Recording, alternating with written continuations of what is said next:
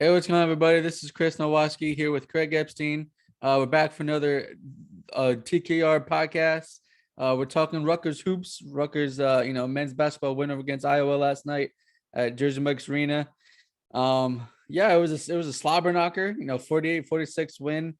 At the end there, it was almost shades of a couple years ago when Joe Wieskamp, hit it off Yeah, I glass. swear to God, that Yeah, last possession, there was almost to the exact point too, like yeah, 2 seconds left, full court heave. yeah.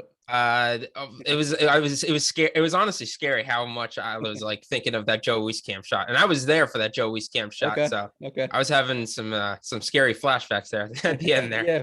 And yeah, Keegan Murray got off the shot. I mean, it was online. It was just short. He didn't Yeah, have enough strength onto it, but yeah, it was yeah. close. and At least, and hey, and Pikel at least defended the inbound this time, so. yeah, yeah, and of course, I'm sure on TV, they, I'm sure they were showing it on Big Ten Network, from a couple years ago. So I'm sure Rutgers fans were happy about that. So, Yeah, but they anyway, showed it at Rutgers. least like 3 times.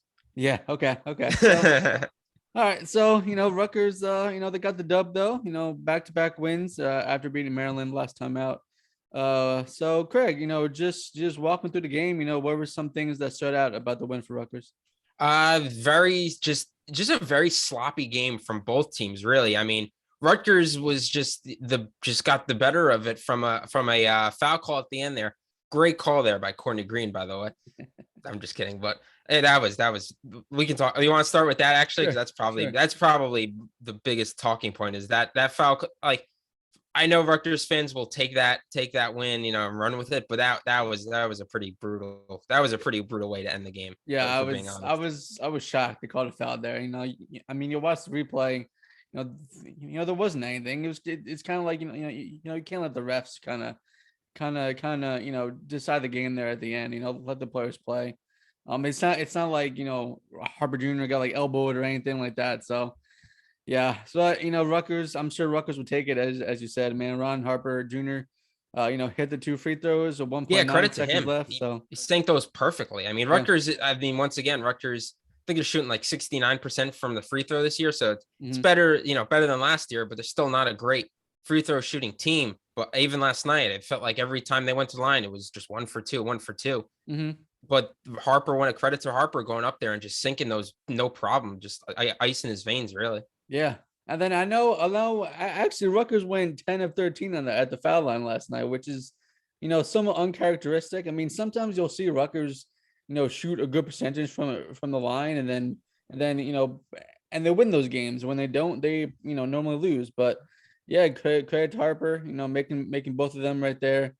I know I've seen people on the board or somebody else talk about how, maybe he should have missed the second free throw, given that there was 2 seconds left. But Iowa still had a timeout there. They were going to talk, they were going to call it regardless.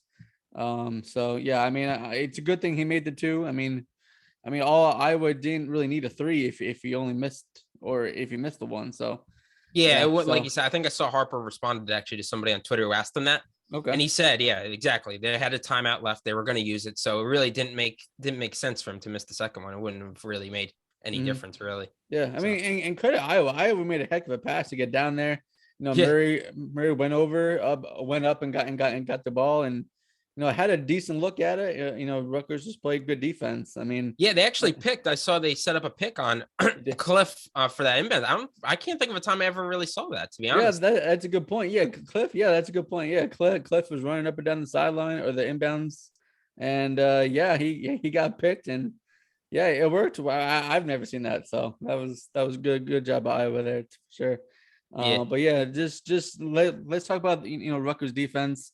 I mean, Iowa was coming in, third most efficient team offensively in the nation. Were scoring 86 points a game. Rutgers held them to 40 points below their average and only mhm. 46 points total. I was looking up the stat last night, and Iowa scored 42 alone.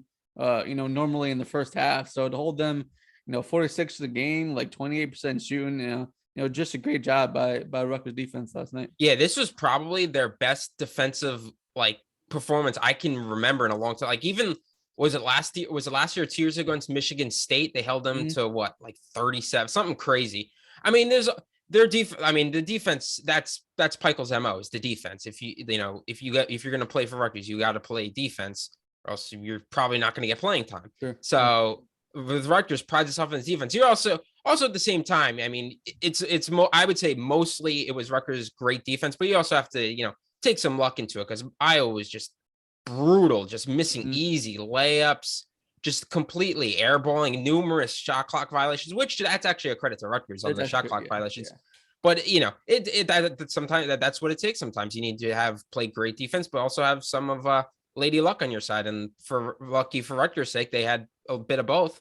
So that's really, really. I mean, they're not going to win. They're not going to win every game, holding teams to 46 points.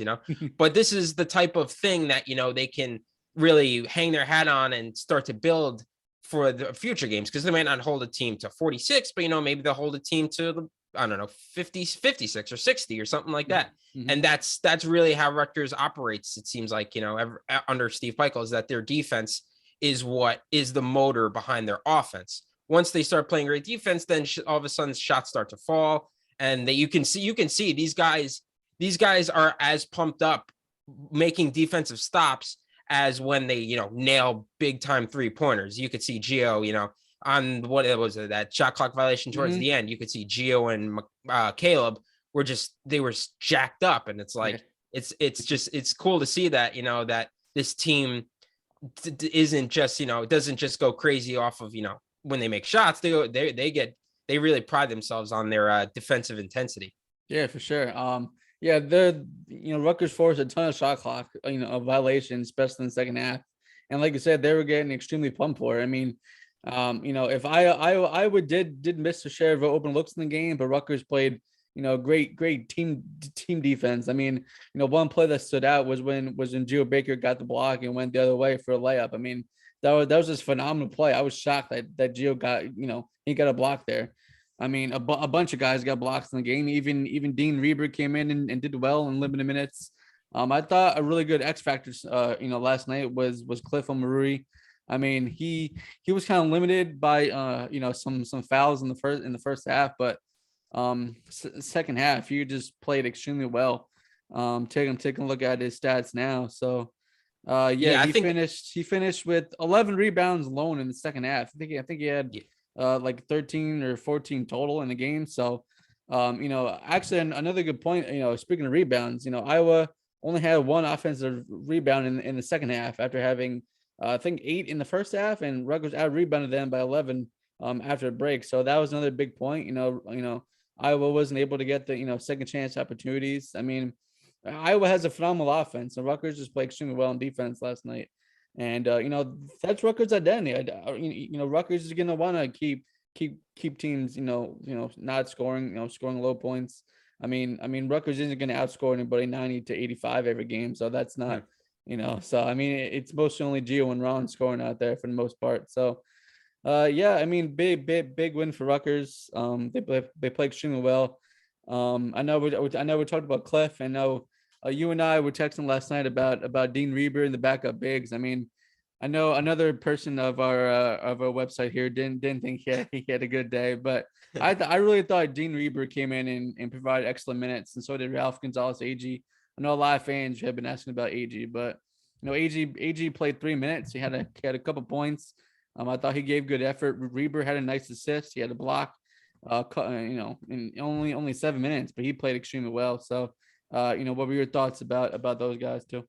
Yeah, I thought, well, going back to Cliff, I thought yesterday was Cliff's best defensive game so far this season. I thought Mhm. he was a monster, just, playing defense to the point where you could see on the alley oop, he got a little bit of a Charlie horse there. Yeah, I know a lot of fans got scared because you see a non-contact injury, you're thinking, sure. oh my God, the worst. But then once I saw the trainers working on his calf, I was like, oh, I've felt that pain before. That's definitely a Charlie horse. And same thing with Paul, to the point Yep, where yep, yep. On the Paul, yeah, P-Wave, yep. Paul got the stop, celebrates, and all of a sudden grabs his hamstring. They were so tired, Yeah. that they actually started cramping up, which, as somebody who does not work nearly as hard as it, makes me feel a bit better about myself, but It, it is what it is. it looks like they need some Chris Ash hydration, stuff there. So Yeah, get some Gatorade. I don't know if Gatorade or Powerade is their sponsor, but yeah, there you go. but yeah, going and talking about Dean. I know Dean's not Dean, is high, what's his career highs now? 10 points in a couple I of think games so. ago. And then yeah. He's not the type of guy, that you're gonna be he's not the type of guy that you're really gonna want to rely on for long stretches of game. But I think he's filled in nicely behind Cliff, giving him a little bit of a breather. Mhm, And I feel like him more so than Gonzalez Ag. mhm. I feel like the team just flows better than with Ralph in the lab. I think Dean's a very good passer. I feel like, and you can see, I mean, he made those 2 threes, so he does have a little bit of a jump shot to him. So I just feel like the team flows better with him in as the backup big. Mhm, mhm. And honestly, from the beginning of the season when I was watching Ralph play, I kind of figured, and then seeing Dean play, I did kind of figure at some point Dean was probably going to jump him, and it's happened. I mean, when it comes to Ralph, he's just not great. I mean, Yeah, you yeah. see him, and I just don't think he's just not the type of guy that can compete against these Big Ten bigs. So whenever you get points from him, like yesterday, he had 4 points. Whatever you can get from Ralph, just really you have to just take it and run. Yeah. He's really kind of slipped into that, I think, decor role where he's like Mm, the third big guy that you'll go to if you really need to. mhm. Honestly, I think decor might be better, which it is what it is. That's a It's tough close. It's call. close. That's a tough What call. was that? No, that's a tough call. I really don't know. Yeah, Yeah, I it's was kind of close. high on Mamadou, but yeah, it didn't work out. So Yeah, I mean, it is what it is. They're just the type of guy that you go to when is it really the type? Those are the type of guys you go to when Cliff and Dean both get into foul trouble, mhm, which in the Big Ten kind of seems to happen on a mhm. pretty regular basis. Yeah. But yes, So, but yesterday, he came in. He came. I got to give him credit though. He did come in, got his 4 points. He played well for the couple minutes that he played, and mhm. he definitely helped them get the win. I mean, they outscored the bench outscored Iowa 9-0. Nothing. Yeah. So they came in, did their job, and they definitely earned this win. Yeah, for sure. The bench has been kind of like the talking point for Rutgers this season. I mentioned it a little bit earlier, but most of the scoring has come from Ron Harper Jr. or Geo Baker. Obviously Harper had 31 the other night. But yeah, the bench. Pickle has been trying with the bench. He always hypes up the bench. I kind of felt bad, for Andre Hyde a little bit last night. He gave so much effort. He got a bunch of offensive rebounds. He couldn't get anything to go down.